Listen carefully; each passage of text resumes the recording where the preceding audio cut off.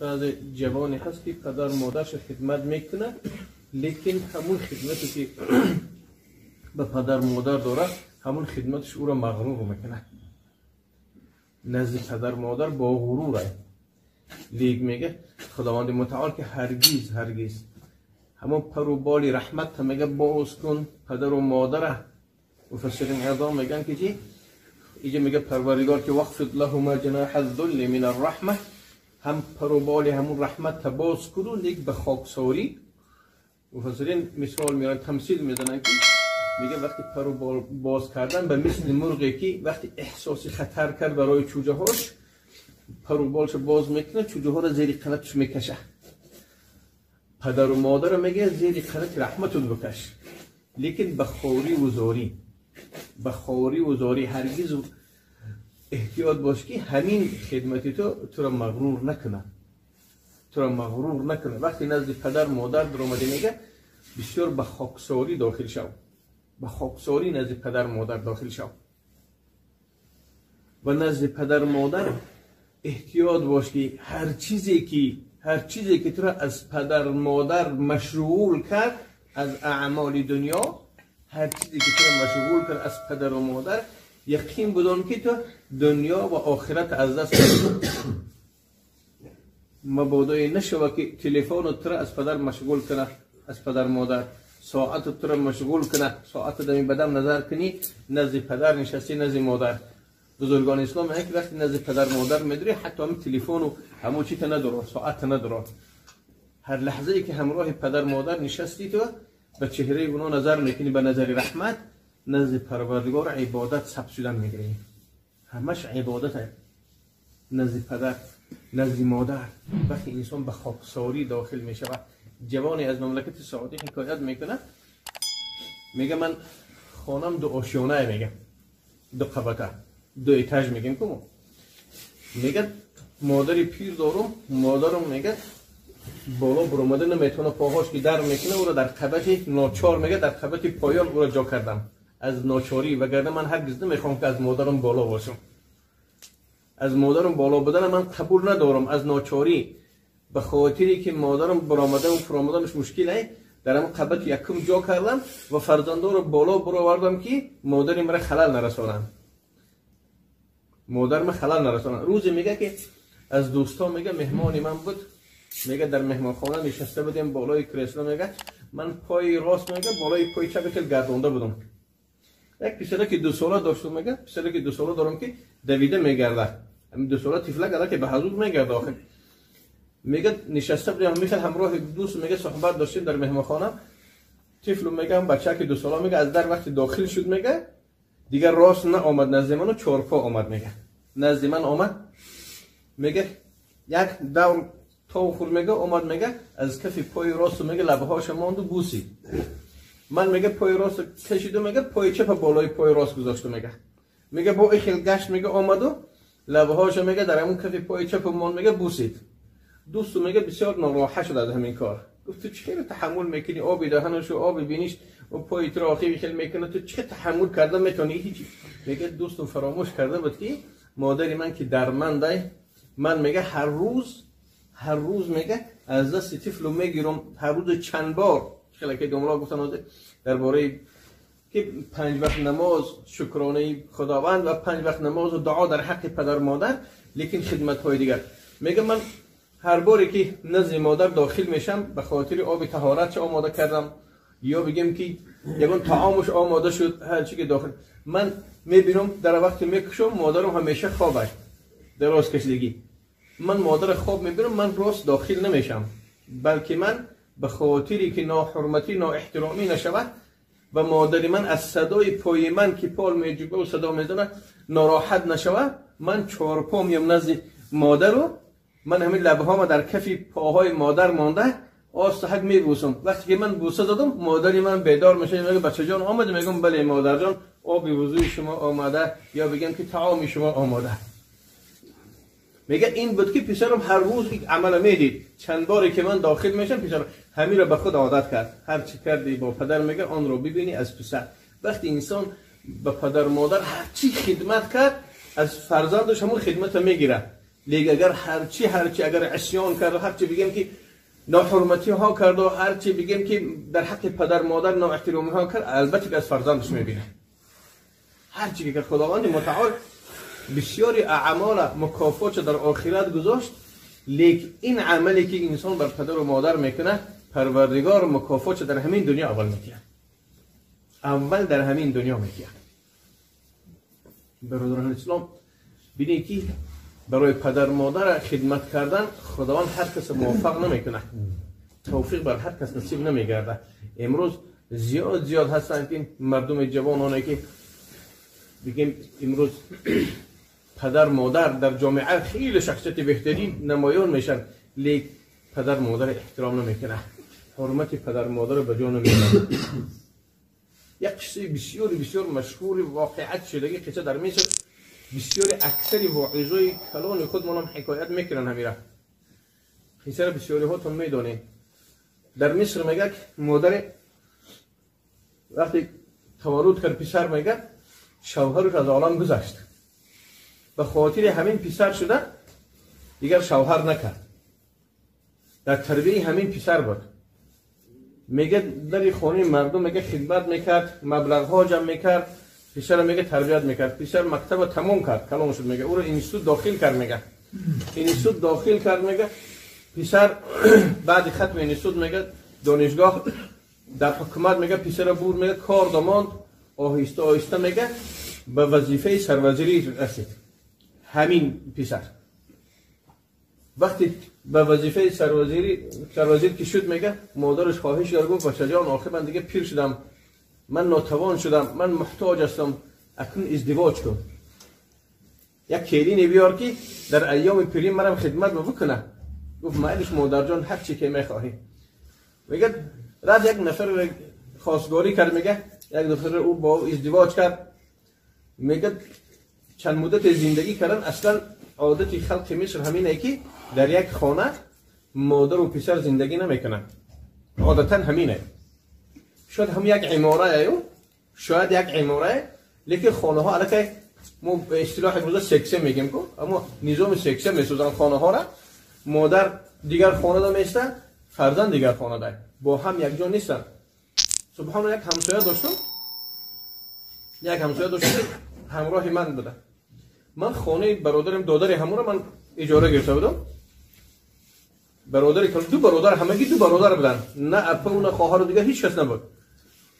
همین برادر دادرش خانهش من دکه اجاره داده، خودش از همین خانه که ما میشینیم جای دیگر 50 کیلومتر دوره. در این مسافه 50 کیلومتری که هست، مادرشم در بین هر ده 25 کیلومتر فرق میکنه از داشت. لیکن سبحان الله یک عادتی بود که من همه صاحب خانه خود، من هیچ وقت در خانه برادرش نمیدیدم، هیچ وقت نمیدیدم، مادرشون هم نمیدیدم. یک روز گفتم استاد محمود، گفتم شما مسلمان هستین؟ گفت الحمدلله. که آخه شیخ چی میگی؟ گفتم چی مسلمانی رو شما میدونین که امروز آخه مسلمان هستین؟ گفت الحمدلله. که آخه شیخ چی میگی؟ گفتم چی مسلمانی رو شما میدونین که امروز آخه شما همگی دو نفر هستین و یک مادر دارین، دیگه هیچ کس ندارین، سه نفر از عائله. آخه نه مادر رو در خونه تا هست نه برادر رو. این چی مسلمانی میشه شما دا؟ گفت که ما هر پنجشنبه گفت یک آدم سپورت کمپلکس در دولت‌های خارج زیادن، در همونجا اعضای گفت همونجا دار ما گفت هر پنجشنبه همراه برادرم گفت همراه دادرم گفت میخریم. گفتم این چی برادری بوده که تو خانه دادرت نروی، دادرت خانه تو نیا؟ گفت گاگا با تلفن صحبت میکنیم، مادر در خانه شما، مادر پیره، مادر چی نمیاری خدمت چه بکنیم؟ گفت ما مادر که دویم تلفنی صحبت میکنیم. ما گفت مادر اگر یک مبادایی که اینه میشه جانش خداوند بگیره، تو فردا وقت نشه تلفن کردن، هفته دیگر هم وقت نشه، یک هفته گذشت یا دادرت هم تلفن نکرد، مادر تو کرمو بخرن در داخل خانه. همینه اسلامی شما. همین سخن تأثیر کرد و مادر همراه برادرش دعوت کرد خانهش. سبحان الله، همون کمپیر تا روزی که من از مصر آمدم مرا فرزند سیوم خودش خونده بود. گفت بچه جان همین تو سبب شد که امروز فرزندم مرا سراغ میکنن. من گفتم اگر مادرتون مو رو چیکار میکنین؟ آخه کم 25 کیلومتر دادرت هم 25 کیلومتر دور. مادر حاضر تلفن کردی حاضر گوشک تلفن هم تموند و جونش برو من میسون نه کس منو هیبرو میبنده نه کس او رو دیده میتونه. شاید که همه تلفن تو مشغول شدی و هفته دیگه تلفن کردی یک هفته مادرت در وجود پوسید.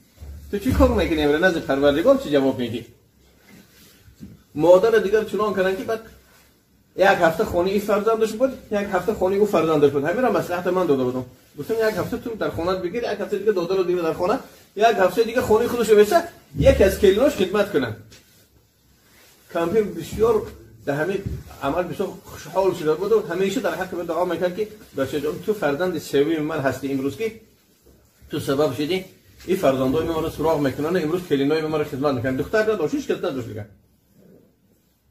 امروز زیاد مردم هم مثل هستن. این نفری که از میگیم دربارش صحبت داریم وزیر سرورزی شد میگه و وقتی ازدواج کرد مادر کتی همراه در یک عماره بودن دام میگیم که محوشو در یک دام لیکن خانه هاشون بلند بود. میگه بعد از توی همین فرزندش میگه مادر شب میگه نیمه شب میگه یک داد زد میگه همین داد فریاد زدگیش میگه از عقل بیگانه شد. یک سال میگه همین بیماریش دوام کرد. او کلین میگه که در خانه خودش بود میگه این را تحمل کرده نتونست. گفت نمیشه بخیر من همراه مادر دیوانه تو زندگی کرده نمیتونم. من زندگی کرده نمیتونم. بسیار خواهش میکرد. گفت اگر ما رو بخواهی از بحری مادر رو میگذاری مادر تبرمو خانه هم پیرانسالا همونجا پرت او یا برانو بیمارخانه بگیم که به عقاد همونجا بخوابانو بیا خیلی با من زندگی بکن هر وقت میری خبر میگیری چیکار میکنی بکن لیکن من همراه زندگی کردن نمیتونم. گفت من نمیتونم من مردم میخندن من وزیر هستم سروزیر هستم من مردم میخندن. گفت خواهی همین نخواهی نی کوچه برداشت و رفت. بسیار رفت و خواهش کرد وزیر گفت کار نکن. گفت نه شرط همون شرطه. وقتی بار آخر رفت گفت یک مصلحت بهترین برات میتونم هیچ کس نمیدونه هیچ کس را نمیخنده. گفت چی مصلحت؟ گفت مادر یک عادت داشت که شبها خود به خود صحبت میکرد صحبت کرد بالای خانه میبرد بالای عماره.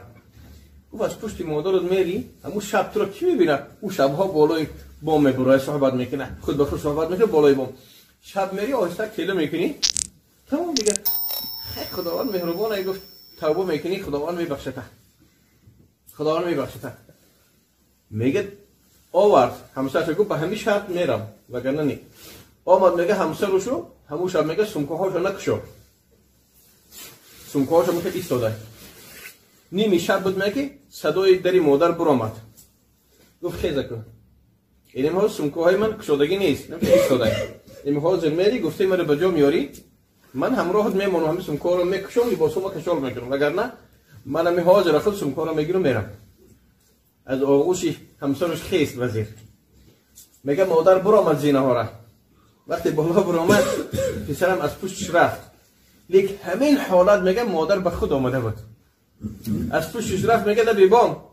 مادر وقتی لبی بام تماشا داشت میگه پسرم گفت بچه جان آمدی؟ گفت بله مادر. همین بله مادر گفت میگه او را تیله کرد.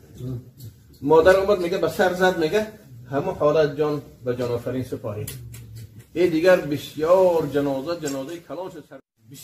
بسیار میگه جنازه کلان شد. این گریه و ناله ها کرد و دیگر تمام قاری های بیش را جمع کرد خدای ها داد میگه.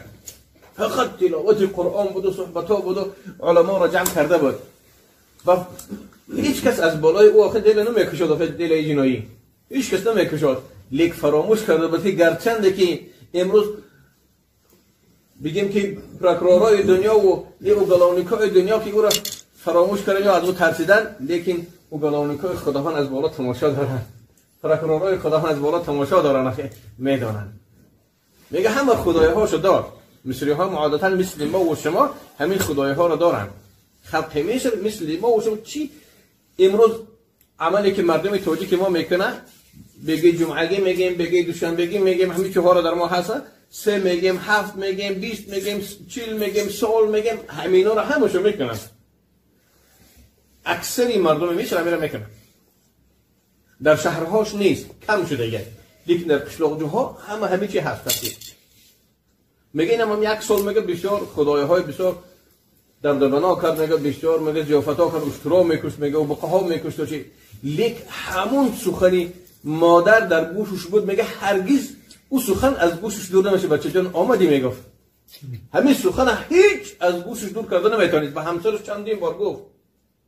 1 سال وقتی گذشت میگه روز همون وفات مادر، روزی که مادر از بام کله کرد، میگه همون روز بود شد. میگه ما و شما یاد بود میگیم که یاد بود چه کرد. میگه او همون شبی که میگه مادر پرتافته بود، میگه در آغوش همسرش بود یک داد زد، میگه خیس از عقل بیگانه شد.